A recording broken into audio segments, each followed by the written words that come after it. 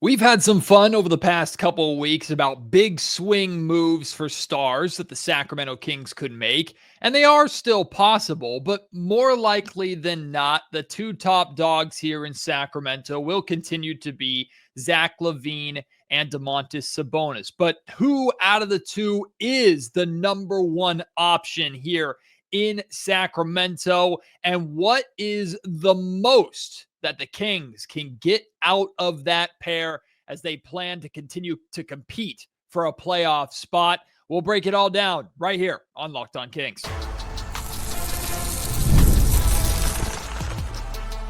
You are Locked On Kings, your daily Sacramento Kings podcast, part of the Locked On Podcast Network, your team every day. And now, ladies and gentlemen, it is that time for another episode of Locked On Kings.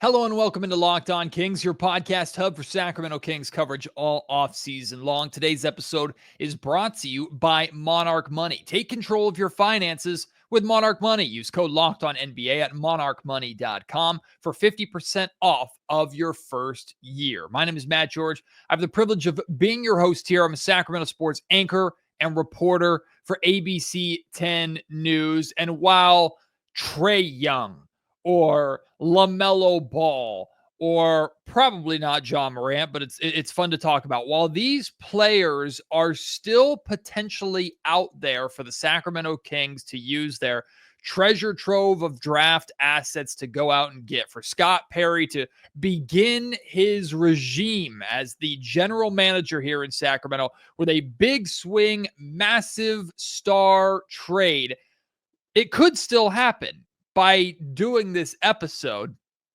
it's not saying, hey, everything we talked about over the last couple of weeks, like that was just all for fun. That was just like fantasy land, like we're playing NBA 2K GM. It absolutely still could happen. And I know for many of you, you want something like that to happen, or you feel something like that needs to happen if the Sacramento Kings truly want to remain competitive in the Western Conference. And that's the key here, is while we don't know what Scott Perry is going to do, while we don't know what players on this roster he believes in or prioritizes, or which players around the league he wants to try and bring in, we do have a pretty good understanding that at least short term, the Kings still plan on being competitive in the Western Conference. Now, you know me, you've probably, if you've listened to me over last season and the last handful of months, you know that I don't exactly think that's the best, most realistic course for Sacramento. I think it's ultimately going to result in them being in a very, very similar position, which I call NBA purgatory. They're going to be a play-in team, or a team that just misses the play-in, right? And we're talking not a very, very good draft pick. You're just kind of in the middle, and the middle is the worst place to be in the NBA. I think the Kings, by prioritizing making it to the playoffs again, are putting themselves in a position where the odds, the percentage chance is highest that they'll be right in the exact same spot.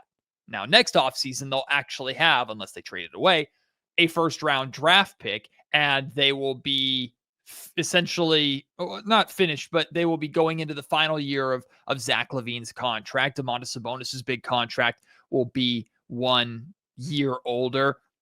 And that's a big key and big part of this conversation, too, is Perry might feel that he has no choice but to try and be competitive short term because of the financial obligations that Sacramento has to those top two players that he inherited. He didn't go out and trade for LaVine. He didn't obviously trade for Domantas Sabonis and give Sabonis that new contract, but he's inherited this. He has to make do with it, or make it work, or figure it out.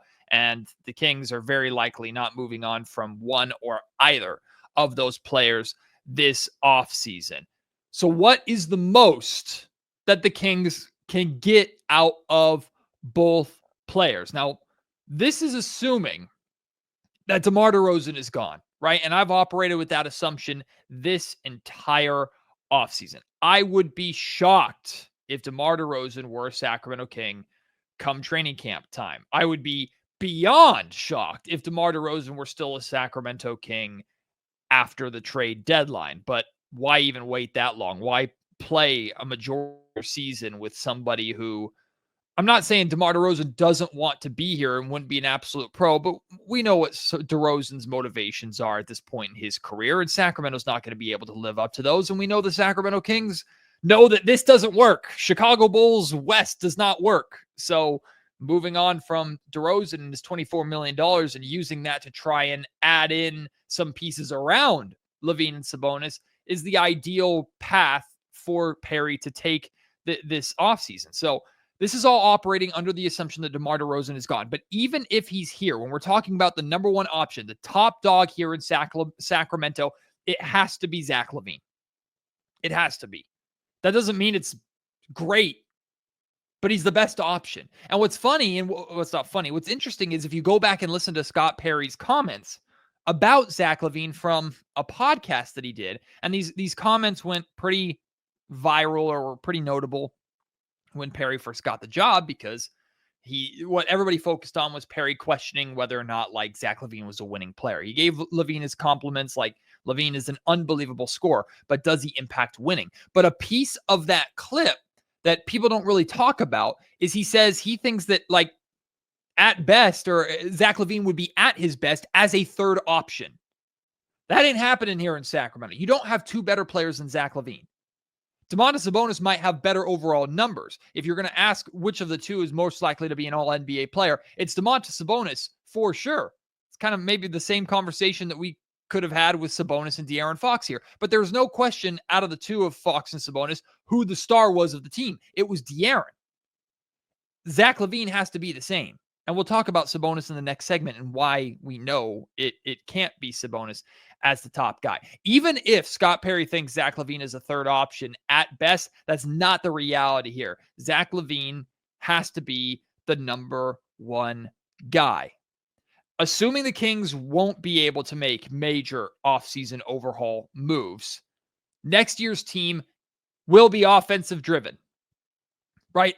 I get Doug Christie is a defensive-minded coach. I know both Doug Christie and Scott Perry have talked about defense being part of their new identity and the new culture here that they're starting in Sacramento. That's great. They can still get there. They can still try and lay the foundation of that. But the reality is they're not going to be able to turn this roster in an offseason into a defensive roster. They're not going to be able to do it, especially with Zach LaVine and Domantas Sabonis here. This team needs to be offensively driven. And the thing about Zach LaVine, this was kind of marred and we kind of, in Sacramento, it's easy to dismiss this a little bit because of the emotions of last season. And if you followed Locked On Kings, you know how much I felt the emotions of last season. Zach LaVine is coming off of one of the best, if not the best, most efficient scoring season of LaVine's career. Now, his points per game have been higher than they were last season. He averaged 23 points per game, but he shot an unbelievable 44% from three-point range on a high volume, 7 threes a game, and a 51% shooting from the field. It is not fair or realistic to go, yep, build on that, increase those. Maybe it could happen, and if they do, that's sensational. But expecting Zach LaVine to shoot 44% or higher from three-point range again is a lot. But can you minimize the drop-off, right? Can you keep him in the low 40s, 42%?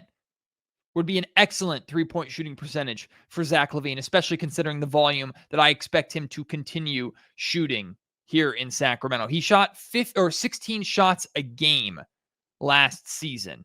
That number at minimum needs to stay the same as the number one guy here in Sacramento offensively. The guy needs to get shots up. He averaged again 7 threes per game. With the Kings specifically, though, when he was traded to Sacramento for the final 30 some odd games of the season that he played here in a Kings uniform, his attempts and his shooting percentage were nearly identical, which is encouraging considering DeMar DeRozan was here.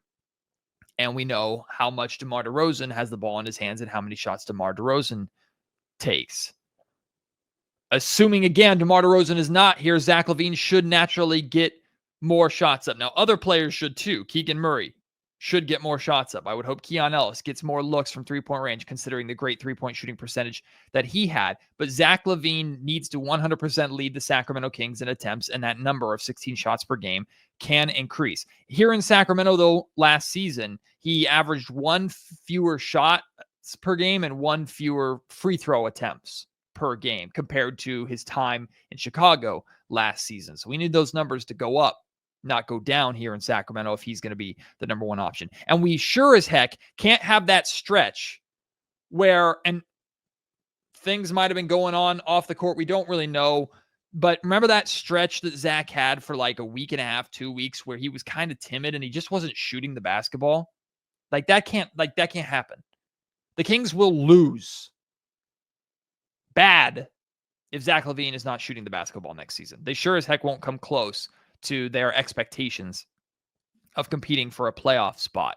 So we cannot have those stretches where Zach LaVine just doesn't shoot. Here's the other thing we have to address. LaVine's health. He played 74 games last season. All you can do is cross your fingers and hope he stays that healthy, right? Like expecting him to play 80 plus games, I don't know if that's ever happened in his career. So hopefully Zach LaVine stays healthy. And listen to what I'm saying very clearly here, because it is not okay ever to root for a player to get hurt. But Zach LaVine's health could determine a change in direction for the Kings this offseason, or this next season. So if LaVine gets hurt, because before last season, he played just 25 games. If that happens again, the Kings should be tanking, whatever you want to call it. Like, the Kings should not be in any sort of position to win games consistently. Acknowledge that and move forward accordingly. Again, if you want the Kings to kind of rebuild or tank, don't root for Zach LaVine to get hurt. But that's potentially the route that the Kings end up getting there. The point is, if Zach LaVine stays healthy, the Kings will try and should try to remain competitive. If he is not able to stay healthy, the Kings should not. Now, the health conversation around LaVine, or the health narrative, is a little overblown. Yes, he's had some major injuries in the course of his career, but I mentioned the 25 games that he played 2 seasons ago. The 2 seasons before that, he played 67 and 77 games. So more often than not, Zach LaVine is playing a high volume of games, and hopefully that will continue here in Sacramento. As for the defense, look, we know what it is. It's not going to change. We know Zach LaVine is not a good defender. Find a way to hide him. Switch less, right? The Kings defense has been so switch heavy, which means like every time there's a screen set on my defender, we switch, right? So you go and you now take over my man. I move over to your man. That makes sure we don't have any kind of gaps, or I don't lose my man while I'm trying to fight through a screen. Right? We switch all the time. In theory, that's good if you have 4 to 5 solid individual defenders on your team that can handle defending multiple positions. Zach LaVine is not that guy. Like, try and hide Zach LaVine on defense as much as you possibly can. He will get targeted. It is what it is. The only thing that you demand from Zach LaVine is effort. Just play hard defensively. If you break down, you break down, because we know you're not a good defender. Just play hard defensively. And that's not just for Zach. There's a lot of players on this roster right now that you'll probably say the same things. There's no reason why Zach LaVine shouldn't be amongst the top scorers in the NBA next season. Absolutely none. If he's healthy, he should be up there in points per game, in field goal attempts, in three-point percentage. He should be there 100%. Let him get the shots up. However, you still need someone to primarily facilitate for him offensively, which leads us to a conversation about Domantas Sabonis. What is the most the Kings can get out of Sabonis next season?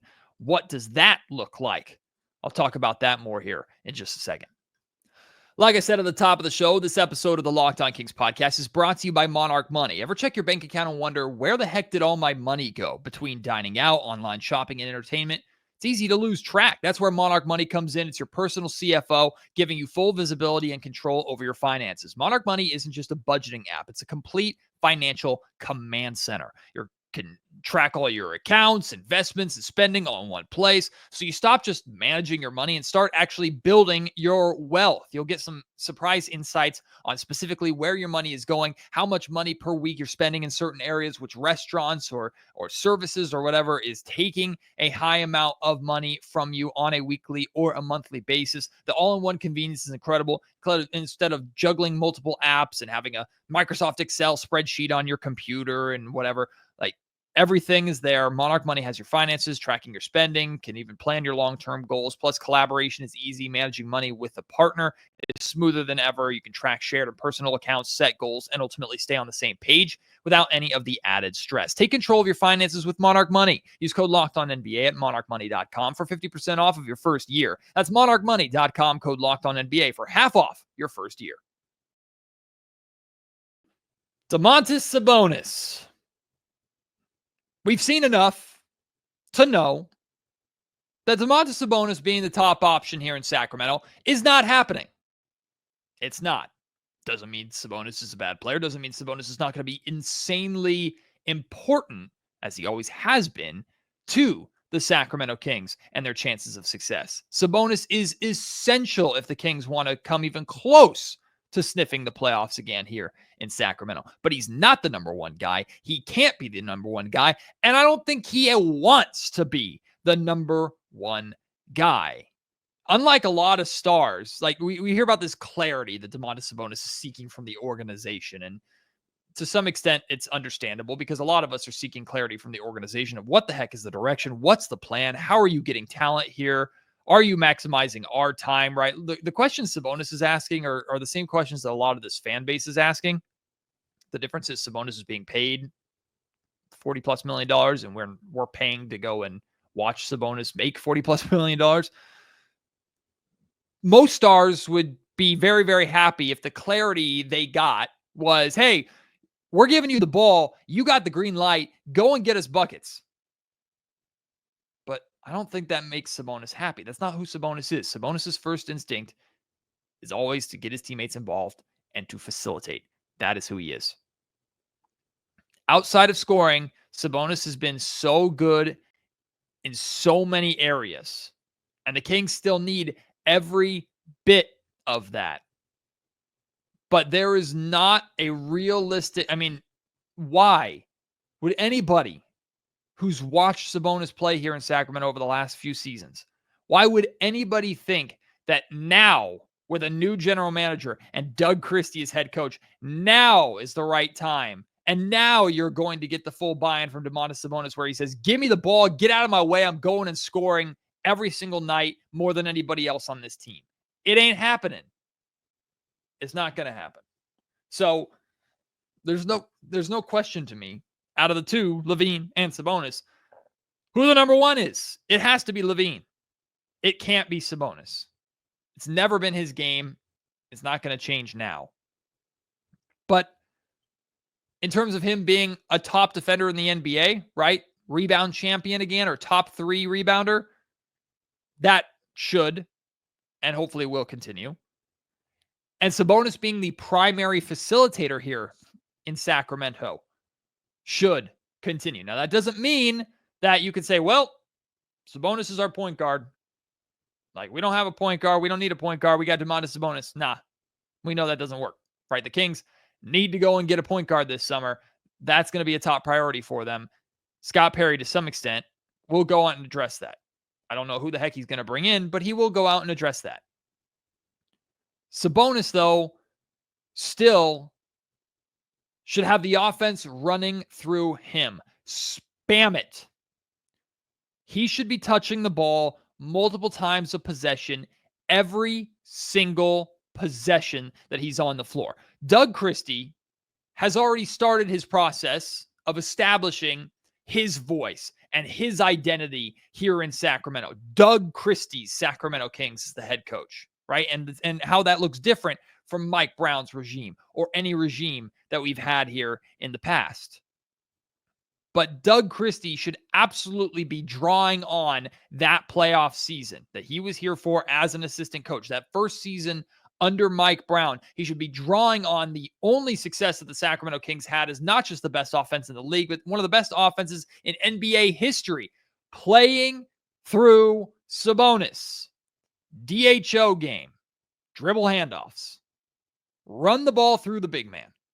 That needs to continue. They need to do it every single possession. Now, it's going to look a bit different because there's not a guy wearing number 5 at the point guard position to handle the primary scoring responsibilities. That's where Zach LaVine's going to have to step in and add his own kind of flair to replace De'Aaron Fox.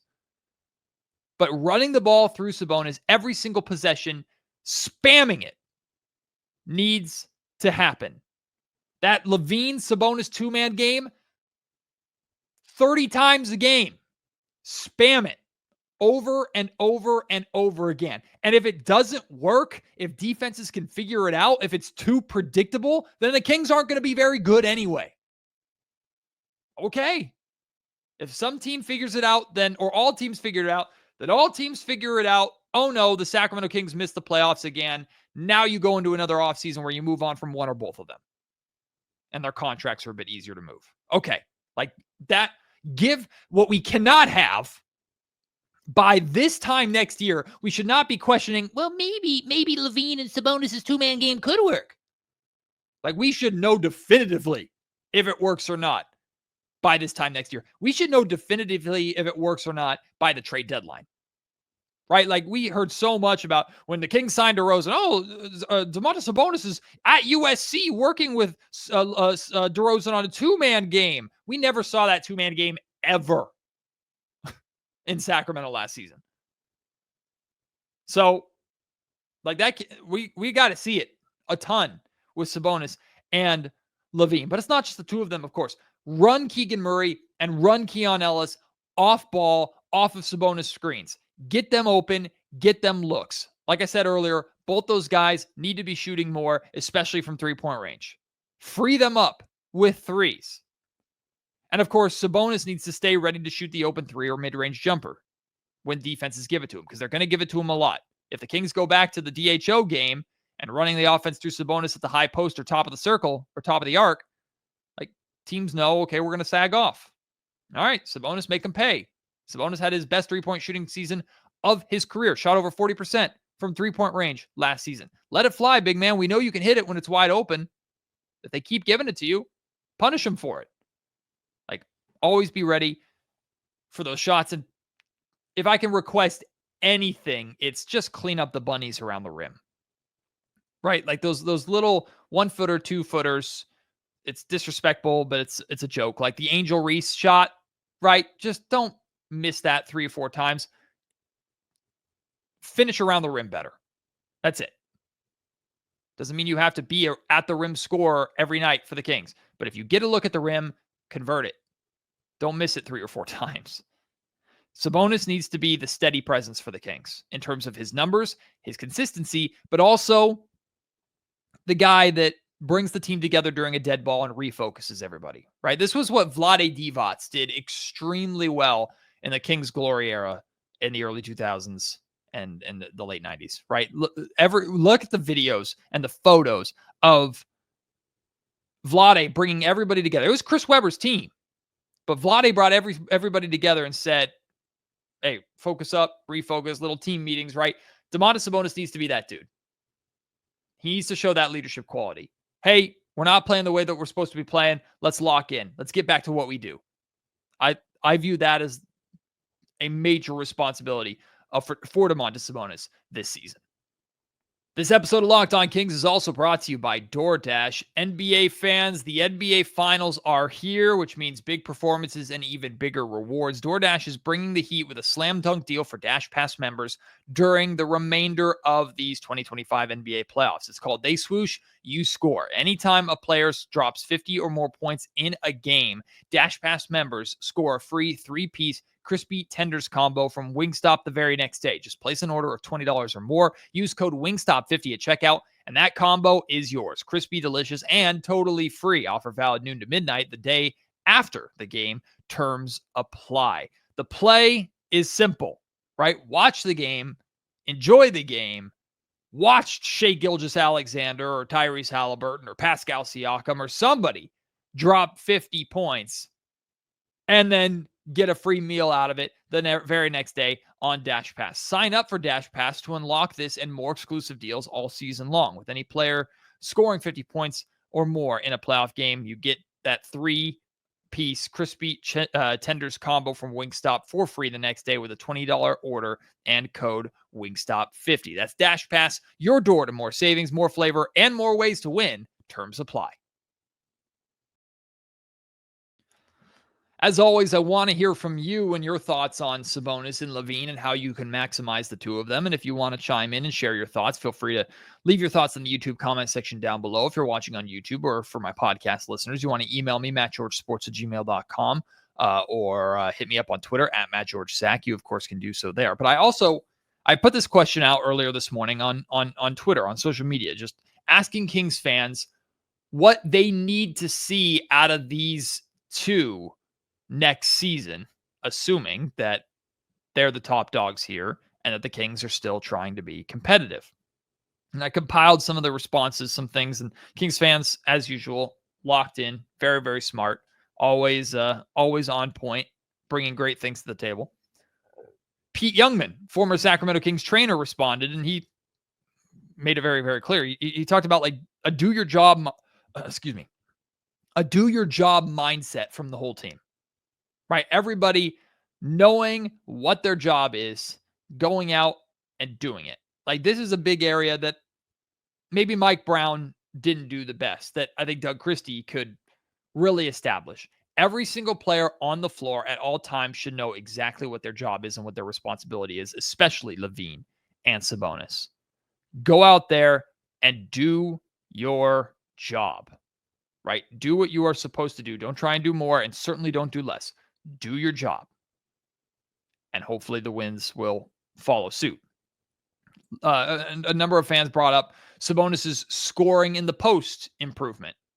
I do agree. Now, when you're running the ball through Sabonis, it's typically in the high post or with him fronting at the top of the key or even ahead or above the three-point arc to give the offense as much room as possible to move and to operate. You don't typically see Sabonis running or having the Kings give the ball to Sabonis on the block and letting him go to work in the low post. But that doesn't mean that he can't do that again from time to time. I kind of lump this into what we talked about at the end of last segment too, which is like cleaning up the bunnies around the rim. Sabonis is just scoring around the rim could always be better.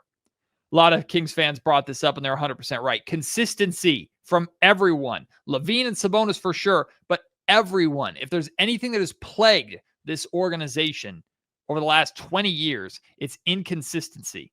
And that could be on all levels, from ownership to the coaching staff to the front office to roster to whatever. There's always been consistency with this organization, or consistency issues with this organization.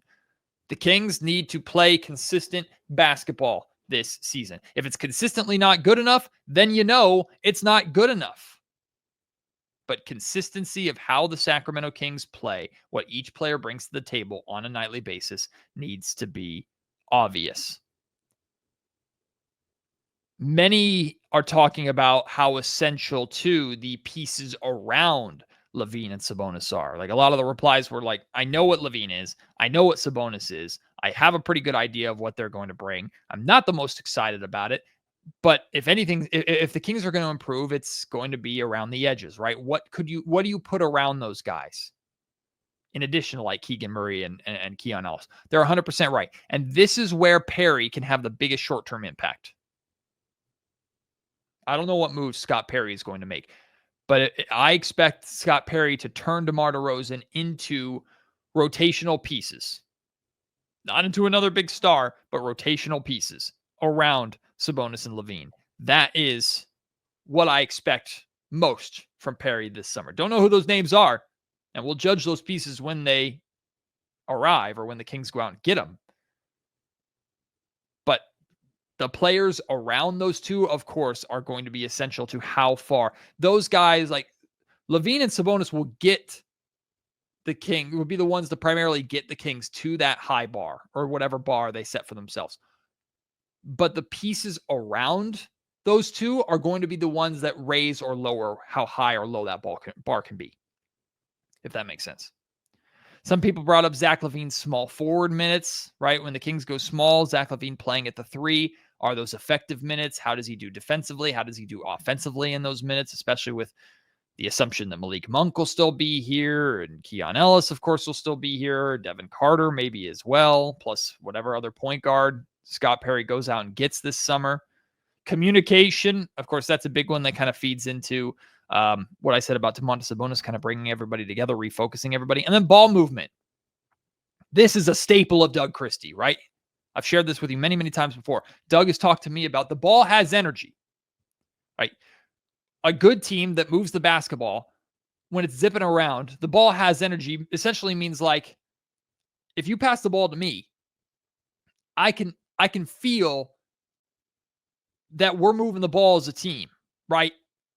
So we're moving the ball, we're moving it around the horn, right? We're playing through Sabonis, off of Sabonis, backdoor cuts, looking for passes. The ball is constantly moving, not sticking, not ISO heavy. This is not a shot at DeMar DeRozan, but that is DeMar's game, and the Kings need to get away from.